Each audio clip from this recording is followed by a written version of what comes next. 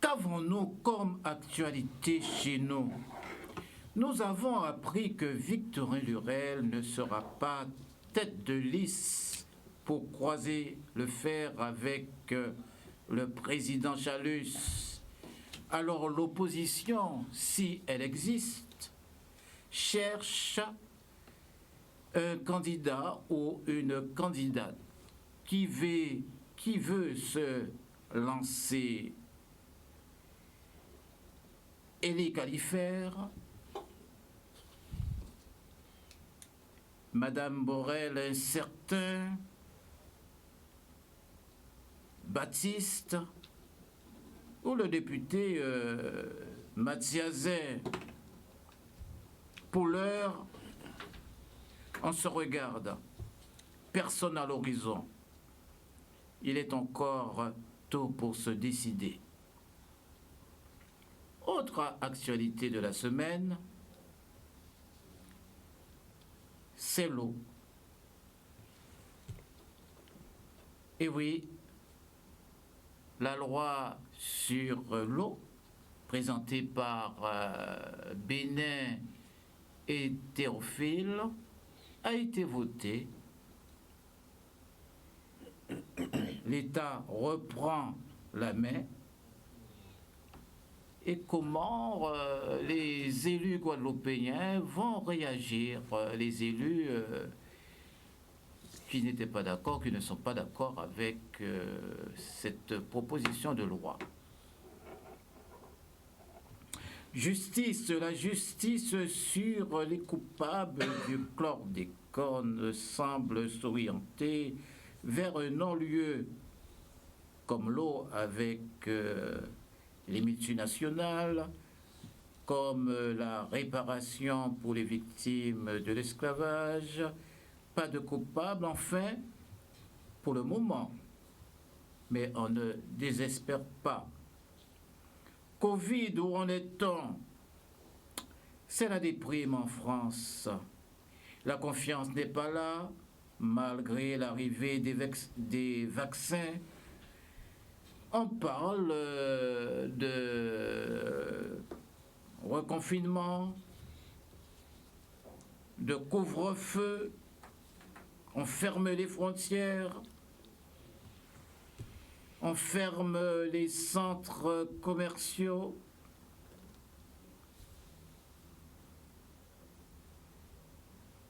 À Paris, on va péter les plombs. La vie d'avant n'est pas pour demain. Avec le virus variant anglais, ce n'est vraiment pas marrant en Europe. Mesdames, Messieurs, bonjour, bon dimanche, bon café chaud. Monsieur Simon, bonjour. Bonjour à vous, Monsieur Mandré. Bonjour, bien appuyé à une famille virulente du côté de Moudette-Sainte-Anne. Je me permets, à Fred, à sa famille, du côté de Moudette-Sainte-Anne. Et puis à vous, chers amis du plateau, bonjour. Bonjour aussi à ceux que nous avons en Zoom, par par visio. Merci. Oui. En visio. Bonjour, Ramaille. Oui, bonjour, Monsieur Mandré. Bonjour aux amis du plateau. Bonjour à tous ceux qui nous regardent. Et puis bon dimanche à tous.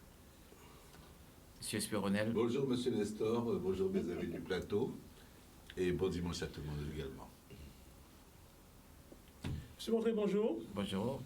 Je profite de votre antenne, parce que c'est beau à ouvrir le voix, pour mettre en garde quelqu'un. Il y a un juge dans ce pays qui a eu le courage de séparer une mère de son enfant dans le cadre d'une procédure de divorce. Il vient d'arriver, on m'a dit, il ne connaît pas très bien les habitudes du pays, peut-être qu'il n'a pas d'enfant, et il ne compte pas en avoir, mais il a le courage de dire, moi, cet enfant-là, je l'enlève à la mère, je le donne au père. Tout le monde autour de lui regarde de près, car, me dit-on, il y aurait quelques connivences derrière ça. Je voudrais informer si la connivence est raciale, si elle est économique, si elle est, de quelle nature elle est, mais ça c'est fait. Nous attendons. Ça va comme ça? C'est pas trop bruyant comme présentation de soi-même? C'est monsieur Italique, l'homme de l'opposition, des oppositions. De l'action. De toutes les oppositions. Voilà. Bonjour Monsieur Mandré, bonjour à vous tous et singulièrement aux personnes à mobilité réduite et au premier chef à ma petite sœur que je salue, que j'embrasse, qui nous regarde. Bien, alors messieurs, donc l'opposition pour la démocratie, cherche une tête de liste puisque Victorin Lurel, je ne sais pas si il jette l'éponge, mais ou alors a-t-il peur d'affronter Aréchalus? Et alors comment voyez-vous les choses, Monsieur Seymour? Est-ce qu'on peut parler ça la semaine prochaine?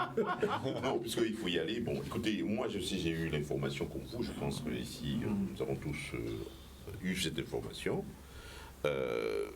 Pour moi, Guadeloupéen qui a bien vu l'émergence, comme beaucoup d'autres, de Victorin Lurel, qui a eu plusieurs mandats, très actif sur le plan politique. C'est le poids lourd, en quelque sorte, du PS, localement et même dans les DOM. Moi, je dirais pour cette décision, à mon sens, c'est deux choses. À la fois la sagesse et aussi le contexte. Sagesse parce que, vous savez, quand on a eu des responsabilités, on avance, la vie est ainsi faite. Il faut à un moment donné se dire, basta, on reste tranquille, on organise, mais on ne va pas forcément au combat. Je pense que c'est de la sagesse parce que c'est un homme qui a beaucoup donné à la Guadeloupe, oui, c'est le cas de le dire, on peut dire le Lurel aussi.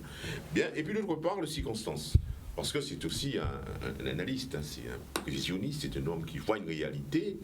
Et sur le terrain actuellement, qu'est-ce qu'on constate? On constate qu'il y a une omniprésence de la région.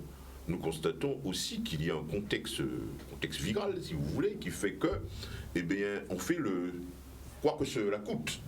C'est-à-dire, il y a de l'argent, la région est omniprésente, risque de faire émerger ici une culture que la culture de la métendue, c'est le risque. Mais en tout cas, la région est là, Chalus est là, et il se dit certainement que ce ne serait pas chose facile de l'évincer. C'est aussi ça que j'appelle les circonstances. Donc, il est là, il va donner le coup de main qu'il faut au PS et à la gauche d'une manière générale, mais je crois qu'il regarde à la fois la sagesse et les circonstances et il se dit qu'il ne faut pas aller au combat comme ça. Je crois que c'est cela. Mais c'est perdu d'avance. Je ne peux pas me prononcer là-dessus, mais Lurel voit les circonstances et donc il dit qu'il faut être sage. Mais il va aider ses camarades à venir à part. Ça, c'est indiscutable. Donc voilà mon avis là-dessus. Il ne va pas, mais il va aider ses camarades. Raymond Rabaille. Oui, est-ce que c'est perdu d'avance? Là, c'est vous qui le dites, Ouais. Mais cependant, Victorin Lurel, c'est un grand homme politique qui a servi la Guadeloupe, comme a dit M. Seymour, qui a servi la France, et de rayonnement qui n'est plus à mettre en doute, de grande capacité, avec une vision qui était sa vision, qui a fait ce qu'il pouvait, comme tous ses prédécesseurs. Mais je pense qu'à un certain moment, il faut quand même savoir s'arrêter. Et il dit qu'il sera sur la liste, et peut-être qu'il a d'autres ambitions, mais il faut savoir s'arrêter. Moi, j'ai fait un petit peu de politique. Vous dites s'arrêter pour Victorin Lurel? Pour quelle que soit la personne. Je ne peux pas comprendre que, par exemple, on a eu le cas Mitterrand. Mitterrand a fait toute sa vie au combat. Il a été président, l'un des présidents de la 5e République qui a duré le plus longtemps. Et qui n'a pas connu de répit, je dirais. Une fois qu'il a fini son mandat, ça n'a pas duré longtemps après. On a le cas au soleil couchant de la Guadeloupe. Là aussi, il faut savoir s'arrêter. On a eu Aimé Césaire à Fort-de-France. Lui, il est sorti par la grande porte. Il a gardé son bureau à la mairie de Fort-de-France, je pense jusqu'à maintenant, et donc il est sorti de manière bien pour installer M. Letchimy. Nous avons eu Madame Michel Chevry en Guadeloupe. Mais oui, mais ce que je vous dis, la dame du soleil couchant. Il faut savoir sortir au bon moment. Là, je ne sais pas si elle est sortie au bon moment, elle. Donc, pour Victorien Lurel, je pense que ce serait une bonne chose. Il a servi la Guadeloupe de manière grandiose. Mais comment il n'est pas si vieux, Victorien? Oui, mais il faut savoir s'arrêter. D'autant plus qu'il a eu quand même connu des moments difficiles dans sa vie personnelle. Tout ça aussi, ça peut contribuer à voir les choses autrement. Donc, maintenant, qu'est-ce qui va se passer pour la suite? Là, je pense que ça, c'est uniquement sous l'angle du Parti socialiste, mais sous l'angle de la Guadeloupe, je pense qu'avec Victorien Lurel ou sans Victorien Lurel, la Guadeloupe va continuer à vivre. Et on va trouver des gens pour gérer la Guadeloupe. Et aujourd'hui, Victorien Lurel n'est pas aux affaires, la Guadeloupe continue à vivre. Donc, moi, je ne crains pas pour l'avenir, pour la Guadeloupe. Et pour... Maintenant, comment ça va être fait? Est-ce que ça va être mieux ou ça va être pire? Mais ça, c'est une autre paire de manches. Mais jusqu'à maintenant, la Guadeloupe continue à vivre. Et la Guadeloupe continuera.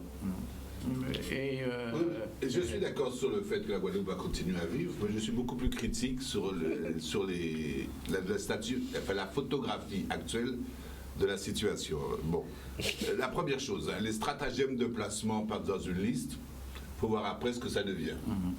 Bon, tout le monde joue un petit peu aux échecs, et puis on peut très bien, on est 50e, et puis arriver, on se trouve premier comme par hasard. Donc là, je ne me fais pas d'illusions. On sait tous ce que c'est que Rocky. C'est la première chose. La deuxième chose, mon cher Raymond. Ça ne marche pas toujours. Hein. Non, mais on se place d'abord, après on verra. Selon les circonstances. Monsieur Speronet. Oui, je suis bien placé pour savoir. Tout à fait. Non, tout à fait. Avec le moule. Hein. Bien sûr. La deuxième chose, mon cher Raymond, savoir s'arrêter. Alors là, il faudra que tu me développes ça. Parce que les hommes politiques en Guadeloupe, le lot du politique en Guadeloupe, c'est précisément de ne pas savoir s'arrêter. Et c'est pas spécifique à la Guadeloupe. Hein. Partout. C'est le propre même du politique, par définition, compte tenu de ce qu'il anime, des mobiles qu'il anime, il ne sait pas s'arrêter. Un politique ne meurt jamais, mais y compris, tu prenais l'exemple de Césaire, y compris dans son cercueil, il n'est pas mort. Donc là-dessus, deux problèmes de Magène. Par contre, ce qui m'intéresse beaucoup plus avec Lurel, c'est le statut et le problème du leadership. Je dis en Guadeloupe, mais ça peut être Saint-Gétan. Premièrement, comment la problématique de l'avènement d'un leadership, ça méritait d'être étudié pour Lurel et pour d'autres. La problématique du maintien en Guadeloupe du leadership, comment on fait pour rester, pour durer dans le temps, et la problématique, bien sûr, de la filiation. Quand on sait qu'on part, qui c'est qu'on laisse, quel est le poussin ou le dauphin qu'on amène. Et là, par contre, sur ces trois problèmes-là, parce qu'il est encore bien vivant, hein, il avait le temps de penser à tout, il est bien actif. Hein, et donc, par rapport à ça, il y a l'expression politique est très problématique dans sa dimension de leadership, parce que la politique, par définition, c'est une vision. C'est une vision, c'est une orientation, c'est une projection. Il n'y a rien. Il n'y a rien. Y compris au Parti socialiste, ni en termes d'idées neuves ou quoi que ce soit, ni en termes de bilan, parce qu'il faut quand même faire le bilan, ni en termes de personnes potentielles qui pourraient prendre la relève. Donc, il y a une vraie problématique de représentativité et de représentation politique, et ça m'interpelle énormément. Parce que là, c'est une faillite totale. Alors, c'est pas spécialement Lurel, c'est le problème de tous nos élus politiques. Ils meurent dans leurs films, ou ils se font mourir dans leurs films, ou ils ont la sagesse pour reprendre, genre, de se retirer à temps avant que la calotte leur tombe dessus. Mais en tout cas, il y a eu un avant, il y a un présent qui est problématique, il n'y a pas d'après. Donc j'attends pour voir. Eh bien, donc, avec monsieur Nico Italique. Oui, vous souriez déjà, monsieur. Qu'est-ce qui se passe? Vous souriez déjà, monsieur Mandré. Vous pensez que c'était moi le successeur? Nous le souhaitions. Pourquoi pas? Vous pensez ça? Oui. Oui, parce qu'il me semble que vous êtes militant. Il n'y a pas une décision. Militant du Parti socialiste. Non, pas. Penseur. Si vous voulez dire que j'ai passé ma vie dans ce parti à contester, à être contesté, je suis d'accord avec vous.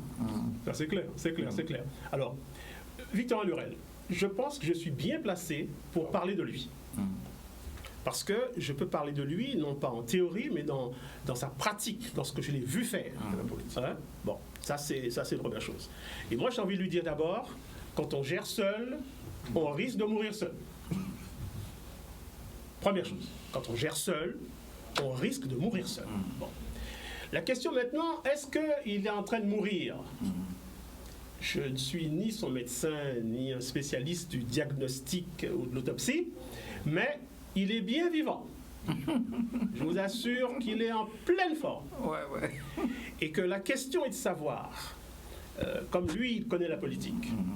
Comme dit Raphaël, c'est pas une exception de l'homme qui, comme dit Thorez, saura arrêter la grève. Il ne faut pas lui faire confiance pour arrêter. Et les Anglais ont un mot extraordinaire pour dire le dernier. En anglais, il y a 2 mots pour dire dernier. Il y a late et last. Dernier au sens, c'est le plus récent. Et dernier au sens, le dernier, pas dit d'autre après. La question, est-ce que c'est la dernière ruse de Victor Lurel, au sens sa ruse la plus récente, ou est-ce que c'est sa dernière ruse dans laquelle il va se prendre les pieds dans le tapis? C'est ça la seule question. Je crois très sincèrement que Lurel est loin de quitter la politique. Très, très, très loin de quitter la politique. D'ailleurs, je me suis laissé dire qu'il a une idée sur celle ou celui qui pourrait conduire la liste. Quand on s'en va, on s'en va. Mais quand on s'en va, mais qu'on a une idée précise de qui peut conduire la liste, en fait, on n'est pas parti. Et deuxièmement, je vous mets au défi de penser autre chose que ce soit une femme qui conduit la liste. Parce que quand une femme conduit la liste, c'est bien pratique. On peut être deuxième. Quand une femme conduit, on peut être deuxième. Vous êtes en train de me dire que c'est un petit lapin. Non, je ne sais pas si c'est Zamba ou lapin, je ne sais pas. Mais c'est un homme politique, c'est un animal politique, une bête politique.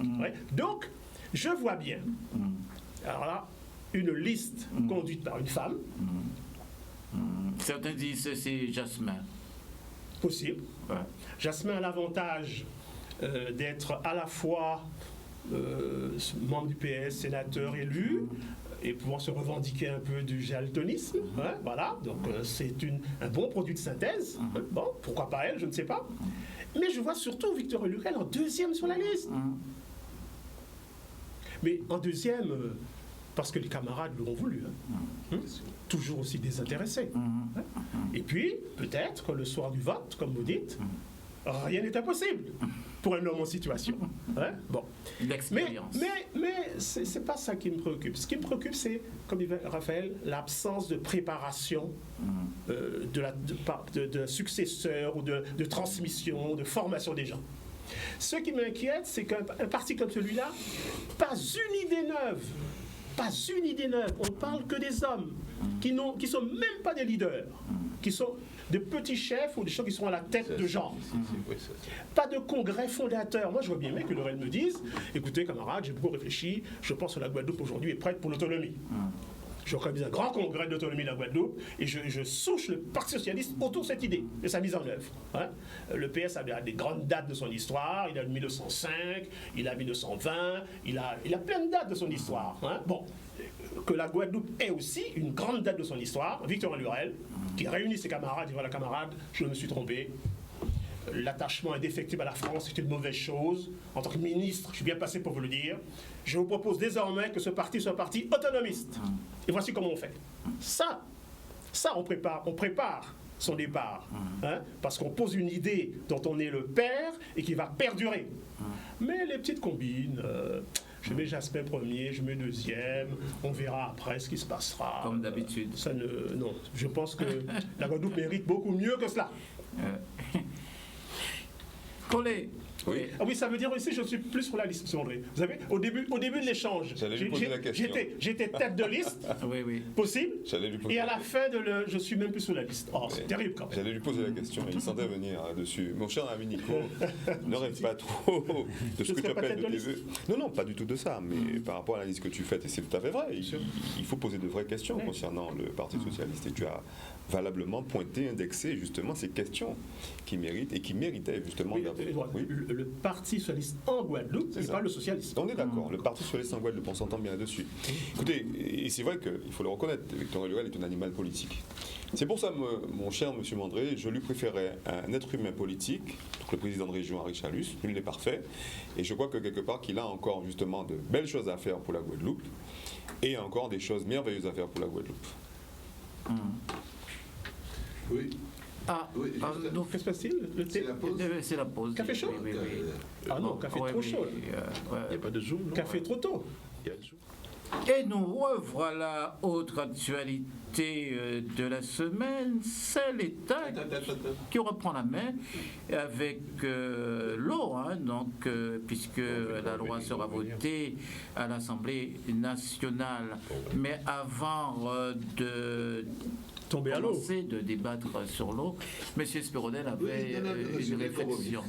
On revient sur quelque chose qui d'après les discours qu'on a tenus sur Lurel, qui est quand même de l'ordre de la perversion, pour ne pas dire de la perversité. J'aurais quand même marqué ça, parce que c'est quand même le propre on a l'impression du champ politique. Et ça tourne effectivement sur la question du leadership, parce que précisément, il n'y a pas de leadership. Il y a des gens qui se revendiquent d'une posture ou de jabot, mais il n'y a pas de leadership. Et donc, cette question du leadership politique se perd dans des pratiques manœuvrières. Et là, les pratiques manœuvrières, bien sûr, là, on sait faire. Il y a un proverbe qui dit que calcul vient avant compter. Et donc, effectivement, là, pour la manœuvre, tout le monde est à la manœuvre. Donc, et là, d'où le problème de vraiment fondamental. Il faut vraiment qu'on se penche là-dessus. De la vision, le problème de la vision, et qui soit absolument incontournable. On ne peut plus éluder. Quelle vision pour ce pays, quelle vision stratégique par rapport à quelle pragmatique, et notamment pragmatique institutionnelle. Le jeu des institutions, le jeu de la représentativité, qui est un jeu de la représentativité politique dans le système français, et qui pose le problème de la légitimité dans notre système à nous. On a l'impression, quand on voit un petit peu les leaders qui sont en place actuellement, que d'un côté, il y a de l'intelligence, et de l'autre côté, il y a du bon sens. Et le bon sens gagne sur l'intelligence. C'est bien au niveau de la pragmatique de la vie quotidienne. C'est pas avec ça qu'on fait un pays, qu'on se projette dans les 4-5 ans qui nous attendent. Les paris d'aujourd'hui sont exactement les mêmes que ceux d'il y a 5-10 ans, avec la nécessité d'avoir une autonomie, une envergure locale, mais sauf que le contexte a changé et que les choix qui ne sont pas faits, les visions qui ne sont pas faites aujourd'hui seront des impasses pour demain. C'est ce que je voulais dire simplement. Et ça me paraît très important qu'on clarifie véritablement la différence entre leadership et management du politique. Ils sont rusés, mais personne n'est allé au sommet de la montagne pour voir la terre promise. Et alors, c'est ce qu'on a besoin maintenant. On a besoin collectivement de quelque chose qui nous mobilise, qui nous donne envie de. Autre actualité, je disais, c'est l'eau. On assiste avec cette présentation de loi qui a été votée à l'Assemblée nationale, une certaine, je dirais, une petite division, c'est-à-dire entre l'ensemble des élus locaux et les serviteurs du gouvernement, avec Binet, Théophile et Servat. Donc, c'est comme ça les choses se présentent. Alors, monsieur Seymour, encore vous, monsieur Seymour. Non, dites, moi j'étais retenu une chose, serviteurs du gouvernement. Moi je pense qu'ils sont élus par nous-mêmes. Ils sont ils font leur job. Écoutez, Binet. C'est bien d'être serviteur du gouvernement. Il j'aurais entendu de manière. Il n'y a rien de choquant. J'aurais donné peut-être une tonalité un peu péjorative à vos propos. C'est pas choquant. Non, excusez-moi alors. Donc j'ai mal compris en tout cas. Non, Binet a fait son job parce que elle a bien compris que c'était aussi une voie qui permettait de régler ce problème de l'eau, parce qu'en fait, c'est vous-même, en tant que nous sommes des consommateurs, que ce soit X ou Y qui tire, qui apporte la solution. Eh bien, l'essentiel, c'est de régler le problème de l'eau. Moi, je vois ça comme ça. Hein. C'est de régler le problème de l'eau. Il paraît que c'est Gustin qui est derrière cela. Gustin ou pas Gustin, mais en tout cas, allez demander aux gens de Gosier là-bas, celui qui a Saint-François, qui ouvre son robinet à Moule, qui ouvre son robinet à Bado, ne lui dites pas Gustin ou intercommunalité ici, c'est de l'eau que les gens demandent. Alors, dans ce sentiment cette réalité, je dirais, de désordre total, n'est-ce pas, il faut bien qu'il y ait un responsable, quelqu'un qui s'engage. Et là, nous avons vu l'engagement très fort de l'État. Moi, je pense qu'on ne peut pas contester ça. Moi, je vois des gens qui disent non, c'est nous pour faire. Mais nous sommes à la manœuvre depuis combien de temps? Depuis à l'époque, quand il y avait la générale des eaux. Et souvent, on critique, on dit oui, mais écoutez, moi, je n'ai jamais. Je ne sais pas s'il y a eu une plainte déposée contre la générale des eaux à l'époque, n'est-ce pas? Ou la société internationale. Mais voilà, je ne sais pas, il y avait des élus qui siégeaient. A-t-on pu, à un moment donné, utiliser cette fameuse article 40 pour pouvoir saisir le procureur pour qu'il y ait plainte de déposer? Ben, on n'a rien dit. Et maintenant, face à cette situation, on critique, on dit, bon, l'État est responsable, ceci. Oui, l'État a peut-être une responsabilité. Mais ceux qui nous représentaient à l'époque auraient dû saisir cet article pour saisir par la suite le procureur, pour que nous puissions dire, bon voilà, nous avons déposé plainte et on n'a rien fait. Donc voilà, je termine sur cette question parce que nous sommes nombreux. Alors maintenant, s'agissant de savoir qui va faire quoi, moi, ce matin, avant de venir ici, j'ai commencé à me raser et je n'ai pas eu le temps de finir parce qu'il n'y avait pas d'eau. Alors ça dégoûtait, j'ai commencé, puis à la fin, il n'y avait plus d'eau. Alors, il s'agit de savoir d'abord de l'eau. Maintenant, si c'est le gouvernement qui envoie l'eau, si c'est M. Lurel qui envoie l'eau, si c'est M. Chalus qui envoie l'eau, ou X ou Y, ça m'est égal. Je crois que c'est la préoccupation des Guadeloupéens. J'ai commencé à me raser et je finis de me raser, je me lave correctement. Maintenant, je constate que le problème de l'eau, on ne va pas faire l'histoire, revenir sur toute la période, ça a commencé depuis plusieurs décennies. Nos élus n'ont pas pu se mettre d'accord. Jusqu'à aujourd'hui, on constate que les élus ne sont toujours pas d'accord, et je prends la population à témoin. Aujourd'hui, le gouvernement, et je l'avais dit ici, ça fait déjà peut-être un an, si les élus ne peuvent pas régler le problème de l'eau, confions le problème au préfet.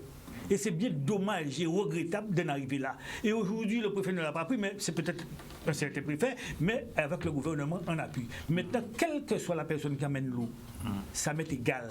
Je veux de l'eau au nom de tous les Guadeloupéens qui nous regardent aujourd'hui. Je veux de l'eau, nous voulons de l'eau dans les robinets. Et j'appelle aux élus de pouvoir s'entendre et de se débrouiller pour s'entendre, pour nous donner de l'eau dans le robinet. Raphaël Espéronnet. Quelle chaleur, quel engagement, mais on est d'accord. Mais on est d'accord, bon, on ne peut pas ne pas être d'accord, je suis désolé. Mais juste un mot par rapport à ce qui a été dit. Et ça pose bien le problème. Vous disiez, M. Mandré, service. Bon, on est au service du pays. Il y a deux clans. Le service du pays. Bon, ceux qui sont au service du pays, notamment nos élus, élus par nous et compagnie, manifestement, ils sont dans une indéfinition totale de ce qu'est le service public, de ce qu'est le résultat, l'analyse par le bilan. Il n'y a pas de bilan de fait, il n'y a pas d'inventaire de fait, et on reproduit en permanence la même chose. Donc c'est un échec total. De l'autre côté, on a servitude du gouvernement, au gouvernement. Ben, je suis désolé, à ce niveau-là, si les gens qui sont en servitude au gouvernement portent des résultats, des problématiques qui se posent sur les territoires et qui sont des problématiques réelles, ce n'est pas des petites choses, ce sont des problématiques de service public, ce sont des services. S'ils sont capables de le faire, mais tant mieux. Et Nico Italique, on va rapidement. Oui, très rapidement même, parce que c'est pas rapidement n'est pas, pour moi c'est pas assez, c'est très rapidement. Bénin, vous avez dit que son texte a été voté à l'Assemblée nationale. C'est exact. Bon. Ce texte-là veut faire quoi? Il veut, par la loi de la République française, créer une structure juridique dans laquelle on mettra toutes les EPCI à qui on va donner les compétences pour agir dans l'eau. C'est ça l'objectif. Non. C'est louable. Non? C'est pas louable? Oui. C'est louable. Non. Des Français, attention sérieux, des Français plus français que moi, actionnant un haut niveau de l'intervention de l'État français, à savoir la loi, pour régler leurs problèmes, c'est très bien, non? Vous êtes indépendantiste, vous êtes contre la loi, M. Mondré? Qu'est-ce que vous avez? Hein? Donc c'est très bien qu'on puisse actionner la loi. Bon, par contre, il faut trouver notre propre jeu dans le jeu qui se joue. Parce que lorsque la France dit à Mme Bénin, allez, prenez une initiative pour moi. C'est ça, en fait, la vérité. Hein? C'est ça. Faites une proposition de loi pour moi. Hein? Bon. Il déverrouille juridiquement la question. C'est-à-dire, à partir du moment où c'est la loi qui s'en occupe, tout ce qui existe antérieurement est par terre. Et donc, on peut reconstruire à notre mesure, hein, à notre dimension, quelque chose de spécifique. Et dans les conflits qui opposent les gens à Éric Jalton, de Cap de Haute Excellence, il y a un conflit majeur. En apparence, je ne sais pas dans le fond de l'affaire, mais en apparence, Éric Jalton dit il ne veut pas signer d'accord sur une structure dans laquelle il n'y a pas les usagers, dans laquelle il n'y a pas, les forces économiques du pays, dans laquelle il n'y a pas les salariés. Bon, Éric est seulement brillant pour qu'on puisse penser que c'est un coup politique, peut-être aussi. Hein? Bon, mais en tout cas, c'est ce qu'il dit, et ça a du sens. Chalus ici m'a répondu que c'est pas possible. Vous vous rappelez de cela? Ici, Chalus est venu dire... Il dit pas possible. Non, ne le défendez pas. Pour le moment. Non, pas possible on vote pas encore. Il a dit c'est pas possible parce que juridiquement... Non, pas pour le moment. Ouais. Juridiquement, a-t-il dit, un syndicat, il n'y a pas d'usagers dedans. Je dis qu'il a raison. Mais la loi met à terre le syndicat. Et précisément, si il voulait tellement politiquement la participation, c'était proposer un amendement pour que dans le texte qui se vote, il y ait tout ce qu'on veut. Ah, d'accord. Bien sûr, mettre dans le texte, puisque le texte qui va être voté va créer une chose spécifique. Et j'en ai fini, monsieur. Là, vous êtes pressé, mais je continue en 2 minutes. Non, parce qu'il y a monsieur Blaise... Oui, c'est 11h05, il a le temps. Hein? Bon, et comme il s'appelle Mornal, si son prénom c'était O, on l'appelait Mornalo. Donc, il peut me laisser parler. Bon, donc, profitez de cette loi, ça qu'a fait l'école. Profitez de cette loi pour la charger de ce que nous voulons. C'est ça. Et là, les élus sont encore absents. Donc je me résume. Cette loi est une opportunité, mais malheureusement, ceux mêmes qu'on a sollicités sont dans l'incapacité de la mettre à profit pour eux-mêmes. C'est désespérant. Ouais. Oui, je souscris sur certains éléments à ce que Nico dit, mais je vais beaucoup plus loin dans mon analyse. Je crois que je suis très déçu. Si je peux trouver intéressant qu'il y ait un faux consensus sur la problématique de l'eau à travers la création de ce syndicat unique, je mets à l'index, je fustige le format que cela a pris, c'est-à-dire une loi. On ne crée pas un syndicat mixte par une loi. Ça ne se fait pas, ça. On ne crée pas un syndicat mixte par une loi.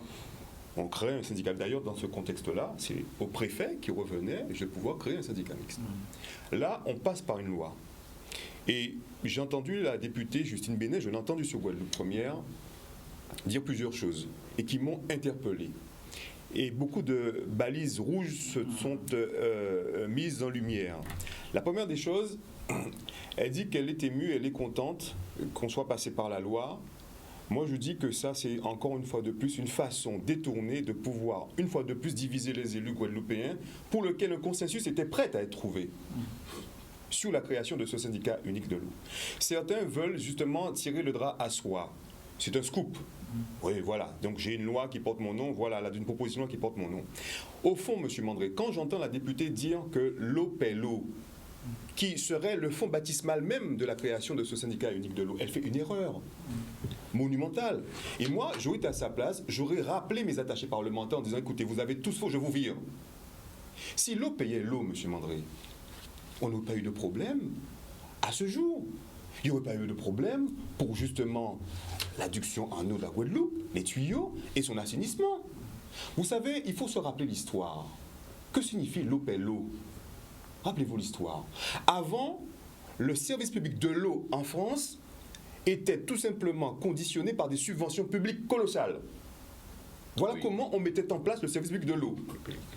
L'État, pour se désengager de cette affaire, pour moins dépenser, et puis dans les années 80-90, rappelez-vous que la facturation de l'eau servait surtout justement à payer autre chose que l'eau, des gymnases, etc. dessus, l'État a créé un principe. L'eau paie l'eau. Qui signifie tout simplement, c'est que la facturation va servir à payer l'eau. En financement, en fonctionnement, en investissement.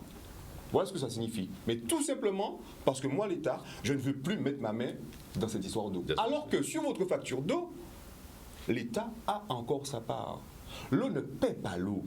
C'est faux. Et dire que l'eau paie l'eau, c'est dire qu'on fait de l'eau une variable économique, un élément économique, un élément de mercantilisme, du business.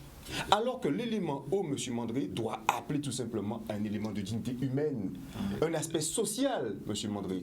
L'eau ne peut pas payer l'eau. Si l'eau payait l'eau, ça se saurait. On n'aurait pas eu de problème d'eau ici en Guadeloupe, M. Mandré. Deuxième aberration, j'entends la députée dire, je termine M. Mandré parce que c'est très important ce que je dis. J'entends la députée dire que justement, oui, il faut que les Guadeloupéens aient accès à l'eau. Mais M. Mandré, mais moi j'ai accès à l'eau. Je paie un abonnement d'eau chez moi, j'ai l'eau au robinet chez moi, M. Mandré, j'ai pas de problème d'accéder à l'eau. En caillant la mer, en caillant accéder à l'eau, en caillant dans rivière, j'ai accès à l'eau, je vais partout, j'ai accès à l'eau. Mais c'est l'eau qui a un problème avec moi. L'eau ne vient pas à mon robinet, M. Mandré. Donc c'est sur ceux et celles qui sont à l'origine justement du service public de l'eau qui ont cette difficulté de pouvoir faire venir l'eau chez moi. Troisième et dernière chose, M. Mandré, cette loi, elle est à la limite même une sorte de... S'il fallait la définir, il ne faudrait pas confondre démocratie représentative et démagogie active. La démagogie pure essentielle, M. Mandré.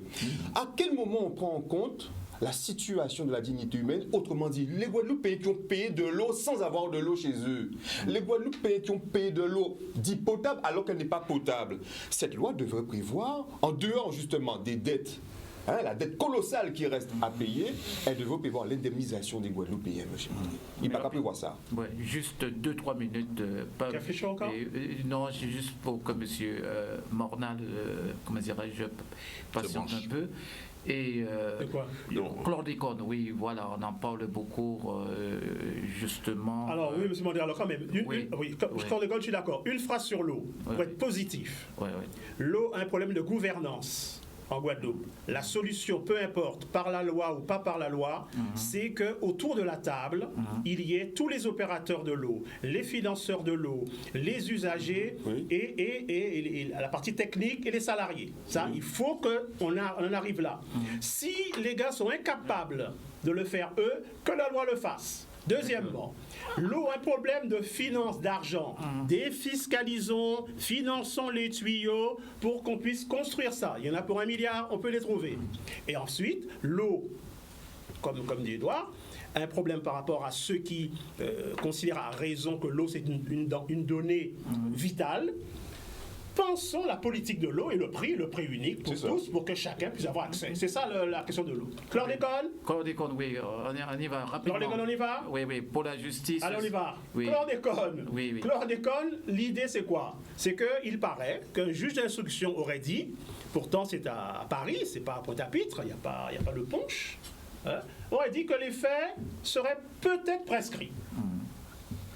Autrement dit, la prescription, c'est quoi? Ça veut dire que, comme les faits sont vieux, peut-être qu'on ne peut plus en parler, et que la justice peut s'en saisir, l'action publique est éteinte. C'est ça que ça veut dire. Voilà le problème. Et donc la question, c'est est-ce que c'est vrai, est-ce que c'est pas vrai, qu'est-ce qui va se passer, et tout le monde se déchaîne là-dessus. Bon, alors il y a deux choses. Il y a un problème de droit juridique. Alors moi je pense que c'est quand même curieux que ce soit prescrit. Puisque je vous rappelle une petite chose quand même, une petite parenthèse. Vous avez entendu parler du viol sur mineur actuellement? Les viols sur mineurs, on parle beaucoup de ça. Absolument. Autour de M. Duhamel et tout ça, c'est l'occasion. Vous savez qu'aujourd'hui, comment ça se prescrit, la transgression sexuelle sur mineur? Absolument. Écoutez-moi bien. Une proposition malhonnête à une mineure sexuellement, c'est 10 ans après sa majorité. Une atteinte ou une agression sexuelle pour mineur, c'est 20 ans après sa majorité. Et un viol sur mineur, c'est 30 ans après sa majorité. Ça veut dire que lorsque l'État français, la loi française, veut préserver un procès sur des faits importants, On trouve des solutions pérennes. Là, je ne suis pas inquiet. Je ne suis pas inquiet juridiquement. Vous allez voir que la pression va monter sur eux. Et je ne suis pas inquiet techniquement, car il y a tellement d'ouvertures possibles pour que ce soit prescrit que c'est du bavardage.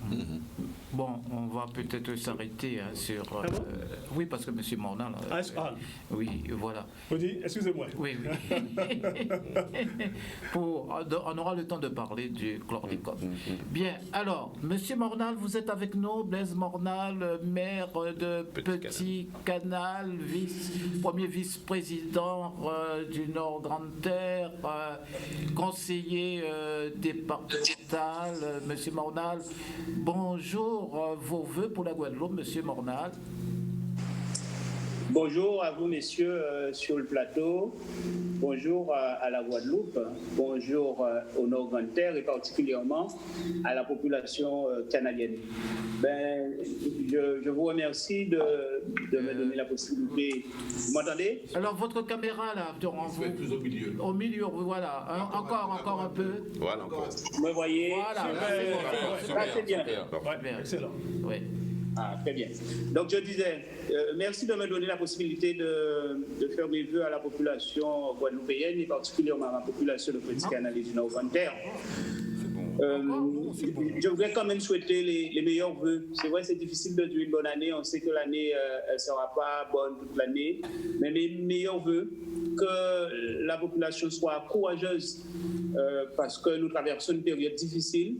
Il faut que nous soyons solidaires aussi.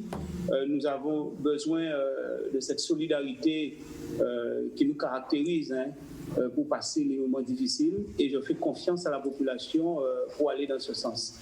J'ai une pensée particulière quand même pour le monde entrepreneurial qui, je dirais, c'est difficile de vivre ce moment-là. Surtout lorsqu'on a fait des investissements, on a investi des économies d'une longue période pour pouvoir créer de la richesse et qu'on arrive à une période comme ce que nous vivons actuellement, c'est pas évident.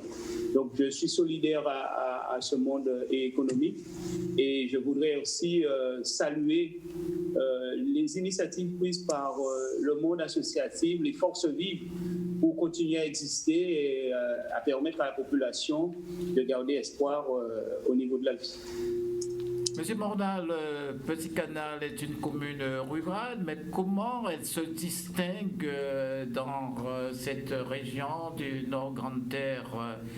Et donc, voilà, on pense que c'est un carrefour de l'histoire aussi de la Guadeloupe, mais comment Petit Canal? Présentez-nous un peu Petit Canal. Est-ce que, disons que et la population a augmenté, oui, voilà.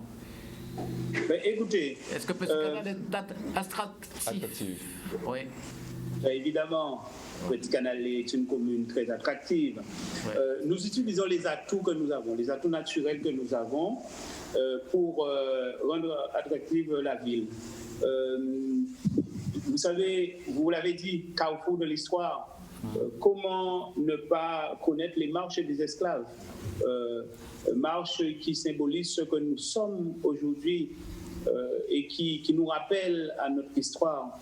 Nous avons une ancienne prison qui mérite d'être visitée avec un figuier maudit qui est impressionnant et qui donne, je dirais, la chair de poule lorsqu'on y pénètre dans cette zone parce qu'on sent encore, je dirais, l'âme de nos ancêtres qui habitent ces lieux. Petit Canal, c'est une ville aussi très agricole. Et c'est pour ça que j'ai mis à disposition des agriculteurs une structure, la Maison des agriculteurs, pour leur permettre d'écouler leurs produits, les accompagner, leur permettre, je dirais, d'améliorer leurs revenus. Le métier d'agriculteur est un métier difficile et donc moi je mets tous les moyens en œuvre pour les accompagner. Vous l'aurez compris, nous ne voulons pas faire comme les autres civile, nous avons un retard considérable en matière de développement économique et donc nous voulons faire avec ce que nous avons, avec les atouts que nous avons. C'est pour ça que je m'appuie aussi beaucoup sur les forces vives, je m'appuie beaucoup sur la population pour que ce soit, je dirais, un projet non seulement de la majorité municipale, mais un projet collectif. Et je remercie la population, en tout cas canadienne, d'apporter toute sa contribution pour que nous puissions rattraper le retard de développement économique que nous connaissons depuis tantôt. J'apprécie aussi l'adhésion, je vous dirais, et de la communauté nord-grande-terrienne. J'ai eu l'occasion, lors de la campagne de 2015, d'impulser avec, je dirais, les autres maires du Nord-Grande-Terre une solidarité et une vision nord-grande-terrienne pour que nous puissions rattraper le retard de développement que nous connaissons dans le Nord-Grande-Terre, tout en sachant que nous avons un potentiel énorme sur le Nord-Grande-Terre. Mais nous souffrons cependant de l'équilibre du territoire qui n'a pas été correctement mené dans le passé par les grandes collectivités. Et aujourd'hui, notre combat, c'est que le Nord-Grande-Terre soit aussi reconnu comme un territoire à l'égal de l'ensemble de la Guadeloupe et que nous puissions apporter notre contribution au développement de la Guadeloupe et faire en sorte aussi que le Nord-Grande-Terre soit, je dirais, un atout économique pour la Guadeloupe.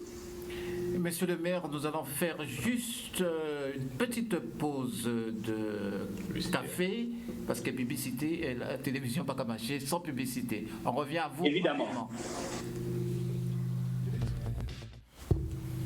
Et oui, nous revoilà avec le maire de Petit-Canal. Monsieur le maire, quels sont vos projets? On sait que vous avez des projets, hein, mais quels sont... on a envie de vous entendre dire. Et alors, quels sont vos projets pour Petit-Canal? Il faut... vous m'entendez? Oui, on vous entend parfaitement, oui.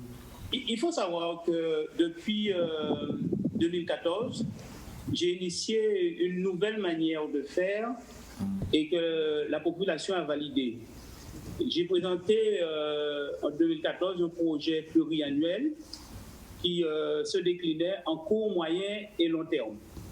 Donc, sous la mandature 2014-2020, j'ai pu réaliser le court terme, j'ai pu réaliser le moyen terme et j'ai entamé le long terme qui va se réalisé sous la mandature 2020-2026. Et en même temps, en 2026, j'ai encore présenté un projet pluriannuel avec du court, moyen et long terme encore, parce qu'il faut avoir une vision, je dirais, dans le temps et de manière claire et nette, avec un livret où tout est stipulé de manière claire et nette. Et c'est avec ce livret, à chaque fois qu'il y a nécessité, que je retourne vers la population.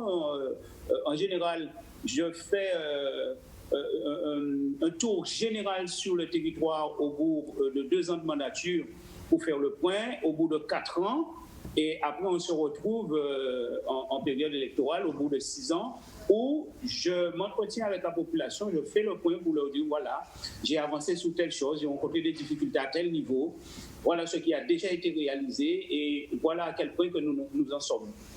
Et dans ce projet pluriannuel que j'ai présenté, pour la mandature 2020-2026, mon combat, c'est la lutte contre le chômage. Entre 2014 et 2020, le but, c'était rendre attractif le territoire de Petit-Canal avec des grandes manifestations, en faisant un certain nombre d'équipements structurants sur le territoire pour améliorer le quotidien du Canalien. Et donc, sur 2020-2026, ce combat, c'est combattre le chômage. Et c'est pour ça que je jette l'énergie nécessaire aujourd'hui sur la zone de Vermont, qui sera une zone de développement économique, artisanal et aussi d'habitat. 32 hectares de terre que nous allons aménager, où nous allons retrouver une zone commerciale avec pour but de créer entre 200 et 250 emplois directs et indirects. Nous avons lancé un appel à manifestation d'intérêt sur cette zone. Nous avons plusieurs promoteurs qui se sont manifestés et nous sommes en train aujourd'hui de choisir le promoteur qui va pouvoir mener à bien ce projet-là. Nous sommes très bien avancés. On a été véritablement surpris du nombre d'investisseurs qui veulent venir s'implanter dans le Nord-Grande-Terre et donc dans cette zone de Vermont, qui est une zone qui se trouve, je dirais, au barycentre de la communauté d'agglomération du Nord-Grande-Terre. Lorsqu'on est sur la zone de Vermont, on est à équidistance des 5 communes de la communauté d'agglomération du Nord-Grande-Terre. Donc ce combat-là, c'est un combat qui va redynamiser le Nord-Grande-Terre. Et je le dis bien, ce n'est pas un projet uniquement sur Petit Canal, mais c'est un projet pour le Nord-Grande-Terre et la communauté du Nord-Grande-Terre, parce que le paysage économique va complètement évoluer. C'est entre 40 et 50 entreprises nouvelles qui vont venir s'implanter dans cette zone. Et donc, il y aura des opportunités à saisir pour la population du Nord-Grande-Terre, les jeunes. Il faut savoir que le Nord-Grande-Terre est très touché par le chômage et nos jeunes sont très touchés aussi. Donc, il faut trouver, il faut réfléchir, il faut mettre l'énergie nécessaire et en tout cas, c'est ce que je fais. Et ensuite, le deuxième combat que je mène, tout aussi lié à cette zone de Vermont, c'est que le siège de la communauté d'agglomération du Nord-Grande-Terre reste à Petit Canal. Parce qu'il faut savoir que le siège de la communauté depuis 2014 est implanté à Petit Canal. Et aujourd'hui, il y a, je dirais, les pressions nécessaires. Et c'est tout à fait normal.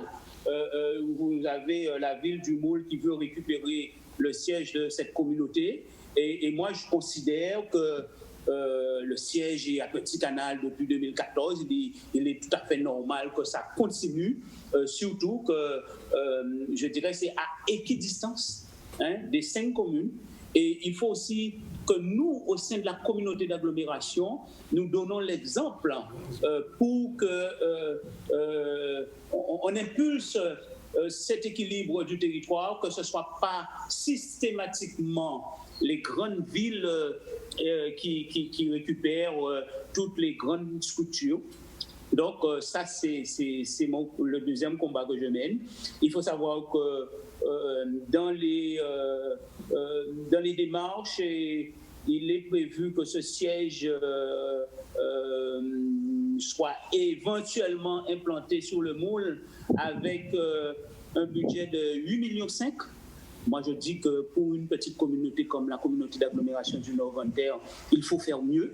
Je l'ai dit au président Bardaï. Et donc, je suis prêt, et je lui ai dit aussi, je suis prêt à mettre le foncier à disposition. Mettre le foncier à disposition de la communauté d'agglo dans ces 32 hectares de la zone de Vermont pour que le siège demeure et continue à demeurer sur le territoire de Petit Canal, parce qu'il faut envoyer un signe fort aussi au Nord-Grande-Terre, à Petit Canal, à Port-Louis, à Anse-Bertrand. Il ne faut pas systématiquement qu'on isole ces 3 communes qui l'ont dans le passé été. Et maintenant, c'est le deuxième combat donc, que je mène actuellement et j'espère que je vais réussir, parce que je peux vous dire, un siège de 8,5 millions, c'est énorme. C'est énorme pour une petite communauté. Donc, si on pouvait diviser en 2 cela, et ce serait déjà très bien pour la communauté d'agglomération du Nord-Grande-Terre. Et ça éviterait que l'on puisse systématiquement aussi augmenter les impôts sur, par exemple, la taxe d'enlèvement des ordures ménagères qui pourrait encore aller gréver, je dirais, le pouvoir d'achat des ménages du Nord-Grande-Terre. Vous savez, c'est une communauté où les revenus sont plus modestes que sur les autres communautés d'agglomération de la Guadeloupe, parce que économiquement, nous n'avons pas bénéficié du développement nécessaire jusqu'alors. Donc, c'est un petit peu ça mon combat. Et voilà, si je peux vous dire ce qui est prévu dans les années à venir, c'est continuer à apporter un certain nombre d'aménagements sur le territoire pour que ce soit un territoire attractif et évidemment créer des emplois pour apporter une certaine contribution aussi, tendre la main à tous ceux qui sont dans ce dynamisme d'insertion et dont la difficulté et ce que nous connaissons à travers la crise que nous connaissons ici. Monsieur Italie. Oui, monsieur le maire et vice-président, je vous salue. Moi, je reconnais vraiment votre travail. Tout le monde ici, nous savons qu'il y a de l'intelligence territoriale dans votre posture. Et c'est ça, il faut saluer cela, oui, vraiment, vraiment. Alors moi, comme vous êtes à l'aise là-dessus, je vais aller sur un schéma plus difficile. J'ai envie de vous poser une question politique.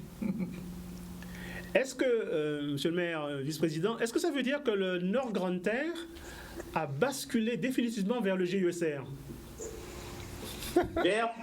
Est-ce que le Nord Grande-Terre, dont vous parlez très bien, hein, et d'ailleurs votre voix, c'est celle du Nord Grande-Terre, hein, et à la limite même, j'aurais dire une chose un peu désagréable à mon président, à votre président, vous semblez parler de la communauté Naglo peut-être aussi bien que le président lui-même. Et avec autant de détermination et avec autant comment dire, une culture du territoire qui est exceptionnelle. Alors, est-ce que ça veut dire, ma question est celle-là, qu'au nom du Nord Grande-Terre, vous ramenez dans le panier de la mariée du GUSR tout le Nord Grande-Terre?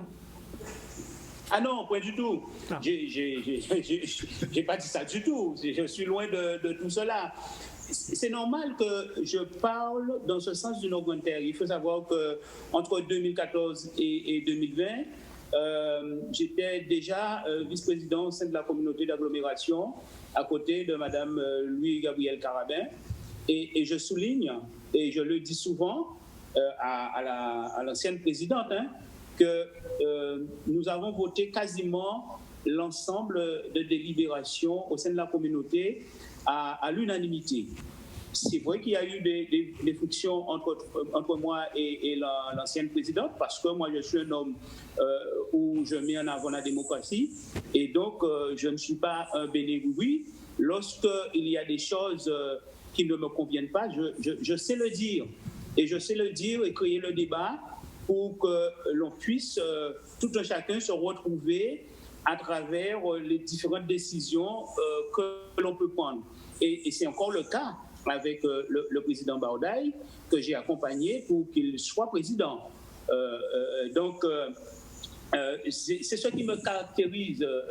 Je suis celui qui me projette et qui veut que le territoire avance au-delà de toute ambition politique. Peut-être que demain, nous ne serons plus là, mais il faut que nous puissions laisser, je dirais, un héritage pour ceux qui vont venir et ne pas systématiquement prendre des décisions qui sont des décisions qui peuvent favoriser, je dirais, nos ambitions politiques.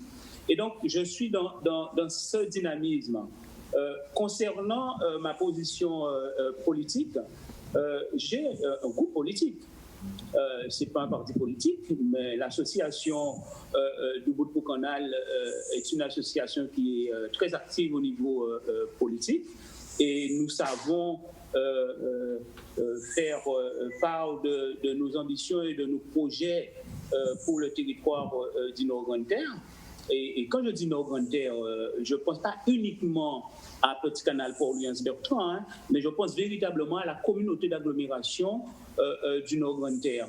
C'est vrai que je suis conseiller départemental sur Petit Canal Port-Louis-Bertrand. Nous avons su nous mettre ensemble pour porter un projet de territoire, non pas un projet uniquement pour Petit Canal, mais je me suis attelé à prendre l'avis des chefs des dignités pour que nous puissions, si je peux employer l'expression, pour que nous puissions pondre un projet départemental où l'ensemble des 3 communes Petit Canal, Port-Louis, Anse-Bertrand se retrouvaient à travers, je dirais, tout ce que nous avons présenté à la population du Nord-Grande-Terre. Donc c'est un petit peu ça qui m'anime, c'est cette volonté de faire en sorte qu'on puisse exister aussi, parce que je suis persuadé, je reste persuadé qu'un développement harmonieux de la Guadeloupe va nous rendre encore plus forts. Parce que ce qui existe dans le Nord-Grande-Terre n'existe pas systématiquement dans les grandes agglomérations de la communauté, dans les grandes agglomérations au niveau de la Guadeloupe. Donc, il y a un potentiel à tirer. Et c'est, si demain je dois me positionner au niveau des élections à venir, je tiens à ce qu'on puisse me parler de projets pour le Nord-Grande-Terre, pour que le Nord-Grande-Terre puisse apporter sa contribution aussi au développement de la Guadeloupe. Et nous avons des idées, et ces idées-là, nous saurons les mettre en avant. Et donc, si lors des différentes discussions, nous avons un candidat qui sait nous entendre, on va cheminer avec celui-là. S'il n'y en a pas qui nous entendent aussi, peut-être qu'on sera candidat, qui sait.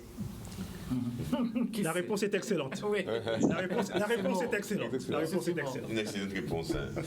D'abord, donc, bonjour à vous, monsieur le maire, hein, et aussi un bonjour, je dirais, bien appuyé à votre collaborateur de premier rang, qui est monsieur, si je puis dire, monsieur Hugues Pradel. J'ai une pensée pour Pradel, puisque c'était un ami, et je dirais que c'était une excellence de la promotion fin 70, début 80 à l'UAG. C'est ça, je ne l'oublierai pas. Il y a aussi François Navis, hein, qui est aussi le maire de Saint-Louis, Marie-Galante. C'était des excellences. Donc, c'est l'occasion pour moi de le souligner. Et puis, de vous dire, vous êtes une commune, comme beaucoup de communes de Guadeloupe. Vous êtes une commune, c'est de la ruralité, n'est-ce pas? C'est l'ensemble de la Guadeloupe qui porte cette distinction. La ruralité, elle est riche, n'est-ce pas? Et quand je passe à Petit Canal, je vais par exemple, très souvent d'ailleurs, hein, très souvent j'y vais, je circule, je vois du côté du port de pêche là, de Petit Canal, il y a toute une zone non loin du cimetière des esclaves, c'est le cimetière des esclaves, il y a toute une zone, je dirais, de vierge, n'est-ce pas, où il y a beaucoup de potentialités à mettre en avant, n'est-ce pas, et il y a le grand terrain devant le port de pêche de Petit Canal. Alors j'ai envie de vous dire, est-ce qu'il y a là un projet, est-ce que vous irez en solo, la commune de Petit Canal seul, ou du moins est-ce que ce sera voué à l'intercommunalité, de réaliser quelque chose d'intéressant dans cette zone-là, puisque l'intercommunalité a les moyens économiques aussi en termes d'idées, Petit Canal en a, mais l'intercommunalité aussi a une puissance, on voit dans d'autres schémas intercommunaux comment les choses avancent, et puis ça, et aussi le secteur agricole. C'est aussi un côté, je dirais, cœur pour vous, puisque vous êtes une commune rurale. Quels sont les grands projets qu'il y a? Je sais qu'il y a le marché que vous avez construit. Il y a sans doute d'autres excellences à mettre en avant dans le secteur agricole. Alors, vous allez nous dire peut-être quelque chose. D'abord, sur le port de pêche, quelles sont les ambitions qui s'affichent, et également dans le secteur agricole, au niveau foncier et engagement de la mairie en ce secteur-là. Voilà les deux questions, je pense que je suis clair là-dessus. Oui, tout à fait. Cela me fait plaisir de voir que vous connaissez bien le territoire. Vous le décrivez avec précision.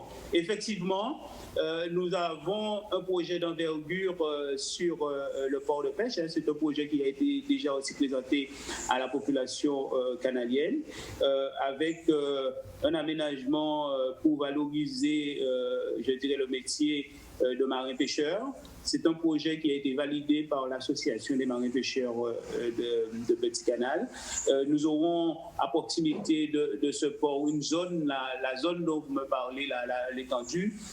Il y aura un village artisanale et commerciale qui est prévue, qui sera sur pilotis, parce que vous savez, c'est une zone assez humide quand même, mais avec un potentiel énorme qui amène systématiquement vers une ouverture sur les marches des esclaves. Et donc, il va nous permettre de valoriser toute cette zone. Nous avons le parc paysager de Petit Canal qui vient d'être réhabilité et que nous sommes en train de finaliser et que nous allons bientôt réceptionner. Nous avons le centre de la culture indienne qui est juste à proximité aussi. Donc, le but, c'est de créer un véritable circuit pour ceux qui nous visitent, qu'ils aient la possibilité de passer une journée, voire même une semaine sur Petit Canal, pour ceux qui auront l'envie d'aller plus en profondeur, parce qu'on a encore le site de Duval, le fond d'Alca, où c'est un site où nous mettons en lumière et en valeur tous les tambouillés qui ont marqué, je dirais, l'histoire de la Guadeloupe. Il faut savoir que Petit Canal, c'est l'une des rares communes, voire quasiment la seule commune à être bordée d'un côté par l'océan Atlantique et de l'autre par la mer des Caraïbes. Donc nous avons un potentiel énorme à développer au niveau touristique, mais aussi nous nous orientons essentiellement vers un tourisme culturel, parce que nous considérons qu'il y a une nécessité non seulement pour ceux qui nous visitent, les touristes, mais aussi pour le Guadeloupéen, de connaître son histoire pour savoir ce qu'il est et comment aussi il doit s'orienter dans sa vie.